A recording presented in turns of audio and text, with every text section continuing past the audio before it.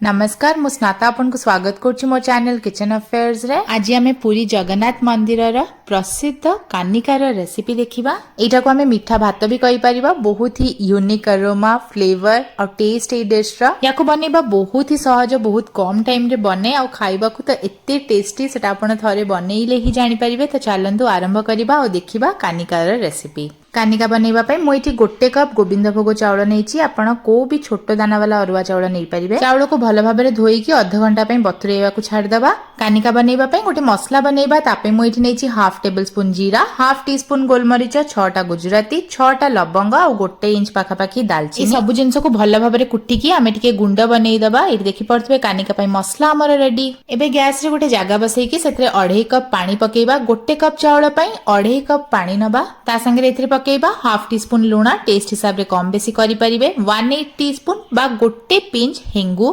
कानिका पई जो मसला हमें बनै कि रखितले से सब तक मसला एथिरे पकेइबा। 2 टेबल स्पून घी पकेइबा, गोटे तेज पत्र। ता संगे एथिरे पडिबो 6 टेबल स्पून गुड़। आपण गुड़र क्वांटिटी कम बेसी करि परिबे टेस्ट हिसाब रे। जो चाउल को हमें बतुरै कि रखितले ताकू भी एथिरे संगे रे ही पकेइ दबा। आ 1/4 कप किशमिश पकेइबा। जगन्नाथ मंदिर रे डंकी यूज वेनी याकू गोळा गोळी किछि करिबा पई सब किछि एका संगे पकेइ कि कुखबा को छाडी दियंती। सेति पई मु भी याकू एम्ति खाली टिके गोळेई दउची साइड रु धरि कि। आ एबे याकू घोड़ेई कि पूरा कम आंच रे 15 मिनिट पई कुखबा को छाड दबा। मझिरे घोड़णी खोलिबानी कि याकू चलेइबानी। एमिति ही याकू पूरा 15 मिनिट पई कुखबा को छाड दबा। तापरे आमे याकू खोलिबा। एबे पाखा पाखी 15 मिनिट हेई जाईची याकू कुक करिवार। त मु एठी घोड़णी खोलुची।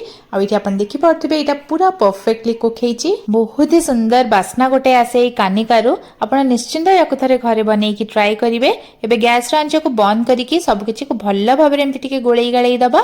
आ याकू घोड़ेई कि 5 मिनिट पई छाड दबा। जगन्नाथ मंदिर महाप्रसाद रो जो एसेंस सेटा हमें केबे घरे मैच भी करि परिबानी। बट आपण एई रेसिपीटा को निश्चिंत थरे घरे ट्राई करंतु। आशा करछि वीडियोटी भल लागिथिबो।